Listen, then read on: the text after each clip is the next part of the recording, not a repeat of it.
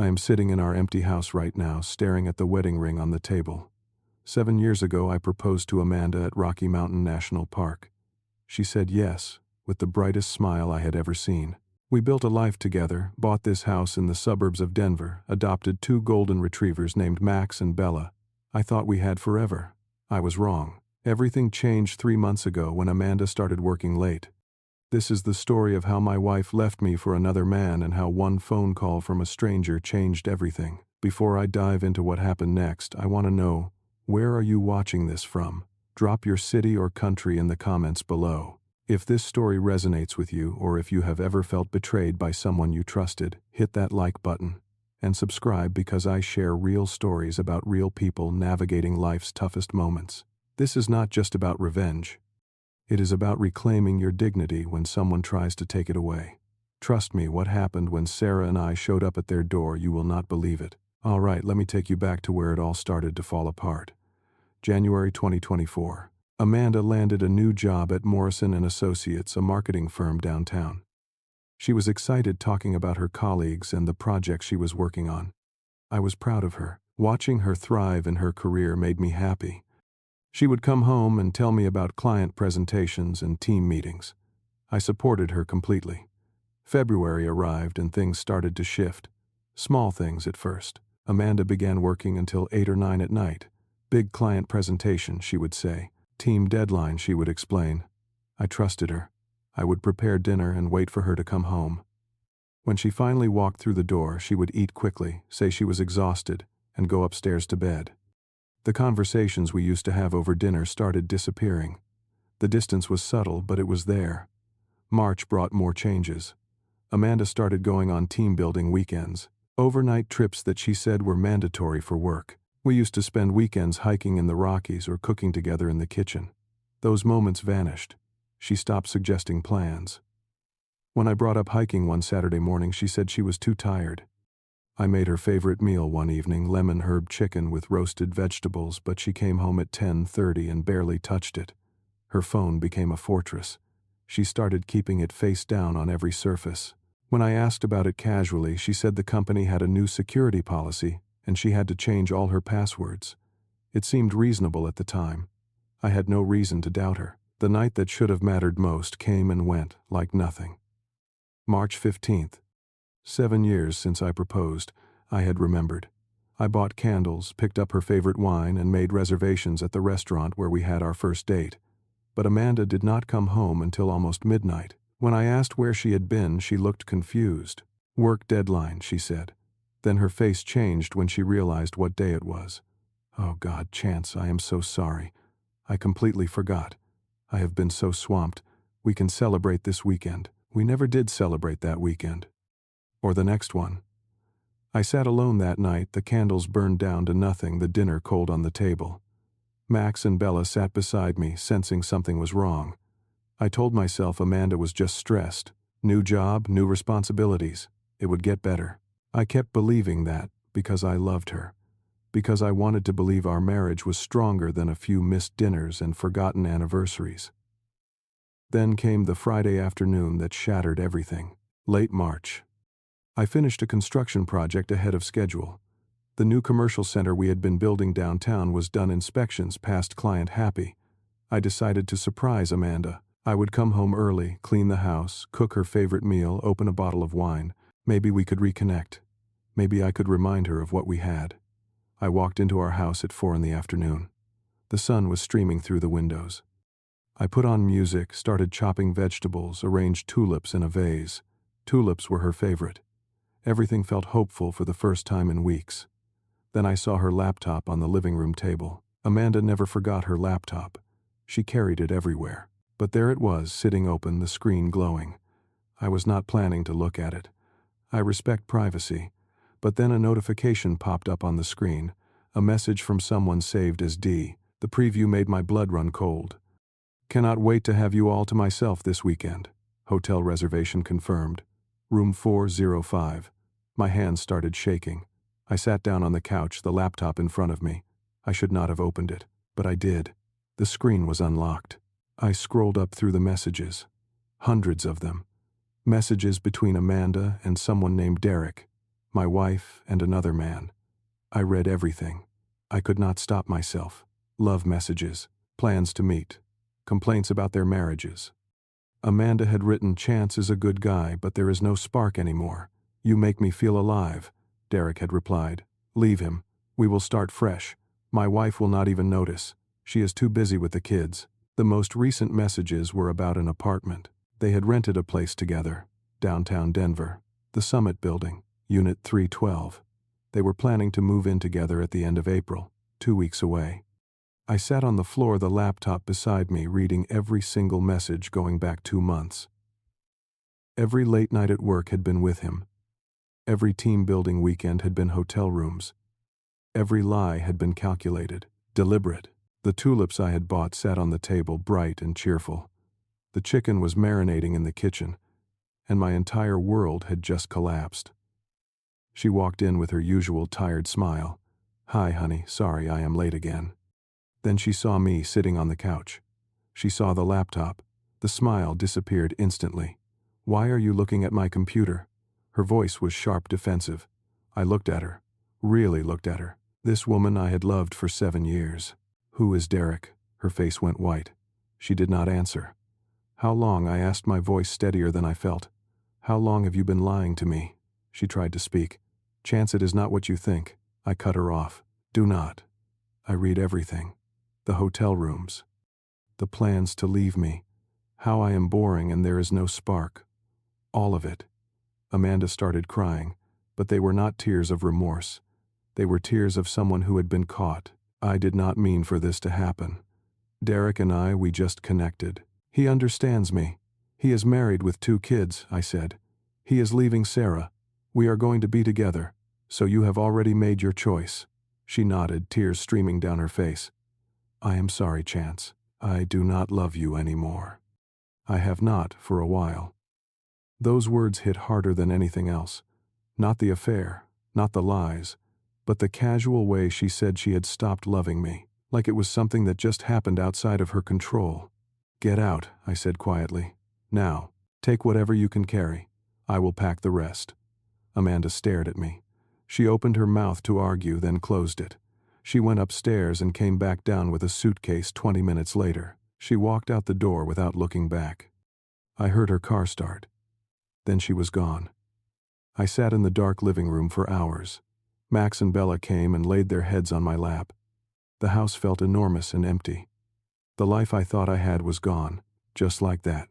The first week after Amanda left was the darkest time of my life.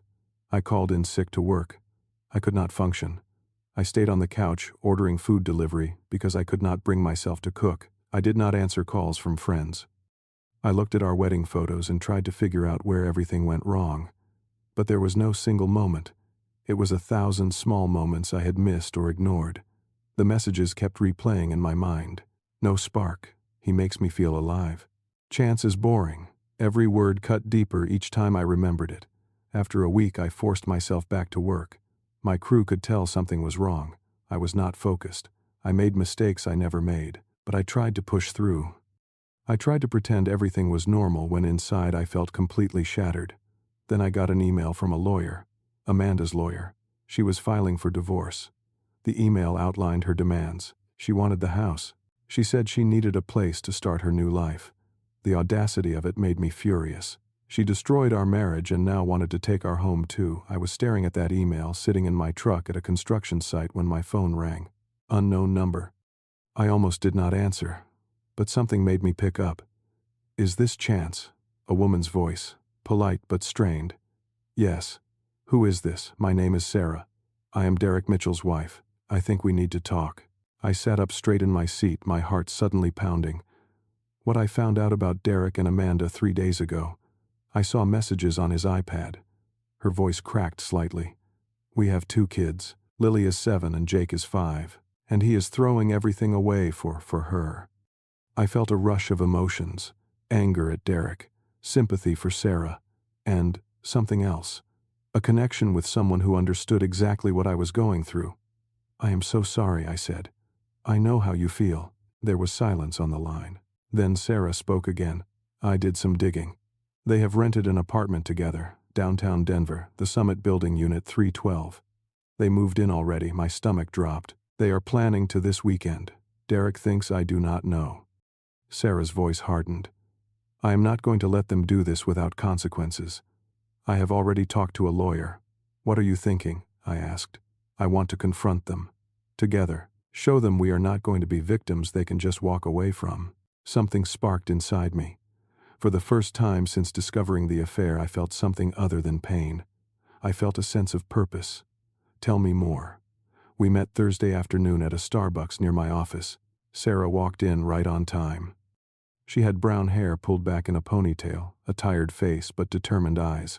We sat down with our coffees and she told me her story. She had been married to Derek for 11 years. They met in college. She had given up her accounting career to stay home with Lily and Jake.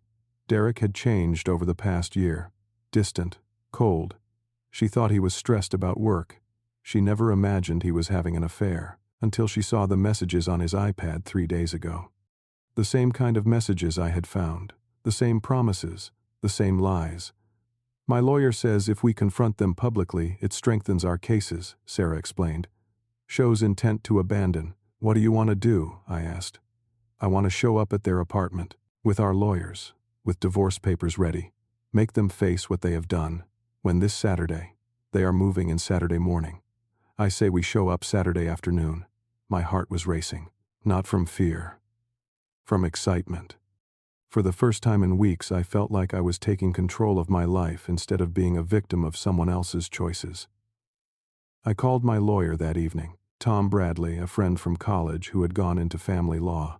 I explained the situation. This is bold, Tom said. But if you are sure, I am with you. I am sure. I am done being the victim. Saturday morning I woke up at 6. I had barely slept. I got up shaved, put on a gray suit. I wanted to look professional, composed. I checked all my documents, divorce papers, property records, evidence of the affair. Everything was organized in a folder. I called Tom at noon. Ready, I will meet you there. 2 p.m. Sharp. At 1 in the afternoon, I drove to the Summit Building. It was a modern high-rise in downtown Denver, with glass walls and a view of the city skyline. I parked in the visitor lot and walked into the lobby. Sarah was already there with her lawyer, a woman named Helen Rodriguez. Helen looked to be in her 50s, wearing a black suit, carrying a briefcase. She looked like someone you did not want to face in court. Sarah looked different than she had at the coffee shop. She was wearing a black blazer, and there was a confidence in her posture that had not been there before. Are you ready for this? She asked me. More than ready. Tom arrived a few minutes later. He was 38, wearing a navy blue suit, carrying his own briefcase full of documents. I have got everything, he said. Financial records, evidence, dissolution papers. Helen nodded. Same here. Derek is about to have a very bad day. The 4 of us walked to the elevator. Nobody spoke as we rode up to the 3rd floor. The tension was thick. My heart was pounding, but it was not fear. It was anticipation. We were about to confront 2 people who had betrayed us, and we were doing it on our terms. The elevator doors opened. The hallway was elegant. Gray carpet, warm lighting, dark wood doors. We found Unit 312. I could hear a television inside, a baseball game. The Rockies were playing. Sarah knocked. 3 firm knocks. Footsteps inside. The door opened. Derek stood there. He was about 6 feet 2 inches tall, with styled brown hair, wearing a blue polo shirt. When he saw Sarah and me standing there with 2 lawyers, his face went completely pale. Sarah, what are you doing here? And you, he looked at me clearly, recognizing me from pictures. Behind him, Amanda appeared. Derek, who was at she saw me and froze. Chance, how did you find you? I said calmly. Was not hard. Turns out Sarah and I had a lot to talk about. Helen spoke up. Mr. Mitchell, Mrs. Mitchell, we are coming in. Derek tried to close the door. You cannot just... Tom stepped forward. We can. This is a legal matter. The 4 of us walked into the apartment. It was spacious, with floor-to-ceiling windows overlooking Denver. The furniture was new. Moving boxes were stacked everywhere, only half unpacked. A couch, a new television showing the baseball game, everything fresh and expensive. This was supposed to be their new beginning. Sarah looked around, then turned to Derek. 11 years, Derek. 11 years and 2 children. And you threw it away for this. Derek tried to speak. Sarah, let me explain. Explain what? That you are a liar, a cheat, that you told her I would not notice because I am too busy with our kids. Sarah's voice was shaking with anger. Derek looked down at the floor, unable to meet her eyes. Amanda tried to defend herself. We did not mean to hurt anyone. I cut her off. Did not mean to. You planned this for months. Hotel rooms, secret messages, laughing about how boring I am. I stepped closer. Yes, I read everything, Amanda. That is not. I did not. She could not finish the sentence. Helen opened her briefcase and pulled out a thick stack of documents. Mr. Mitchell, these are divorce papers. Mrs. Rodriguez is filing on grounds of adultery and abandonment. You cannot, Derek started. We have evidence, Helen continued. Messages, hotel receipts, witness statements. Tom walked over to Amanda and handed her another set of papers. Mrs. Amanda, these are your divorce papers. Chance is filing immediately. Amanda's hands were shaking. We can work this out. There is nothing to work out, I said firmly. You made your choice. Tom kept going. Per the prenuptial agreement you signed, infidelity forfeits your claim to marital assets. The house stays with Chance. Your personal belongings will be returned. Helen turned to Derek. I am also filing for full custody of Lily and Jake. Your affair partner will not be around my client's children. You cannot take my kids. Derek's composure finally broke. Watch me. You chose her over them. Amanda started crying. This is not fair. We love each other, Sarah laughed, but there was no humor in it. Love, you destroyed 2 families for love, Derek tried one more time. We can fight this in court. Tom looked at him coldly. You can try, but adultery is still a factor in Colorado law. Good luck. The room fell silent except for Amanda's crying. I looked at her one last time. You know what hurts the most? Not that you cheated, but that you made me feel like I was not enough, like our 7 years meant nothing. Amanda just cried. She had no answer. I hope it was worth it, I said. Sarah turned to Derek. The kids will ask about you. I will tell them the truth, that their father chose himself over them. Sarah, please. Derek reached out. Do not. You will hear from my lawyer. The 4 of us, Sarah, Helen, Tom, and I, walked out of that apartment. The door closed behind us with a final click. In the elevator, nobody spoke. We had done what we came to do. When we reached the lobby, Sarah turned to me. Thank you. I could not have done this alone. Neither could I said. We shook hands. It was more than just a handshake. It was a recognition of shared pain, shared strength, and shared dignity reclaimed. We walked out of the summit building into the bright Saturday afternoon sunlight. Denver stretched out around us, alive and moving. I felt lighter than I had in weeks. Not happy, not yet, but relieved. I had stood up for myself. I had taken action instead of being passive, and that made all the difference. The divorce proceedings moved quickly after that. Amanda did not contest anything. She signed the papers without a fight. I kept the house, the cars, and most of our shared assets. Derek faced similar consequences. Sarah was granted primary custody of Lily and Jake. Derek's visitation was supervised. In the weeks that followed, I threw myself into work. I took on a new project, a residential development on the north side of Denver. It kept me busy. It kept my mind occupied. But I also started seeing a therapist.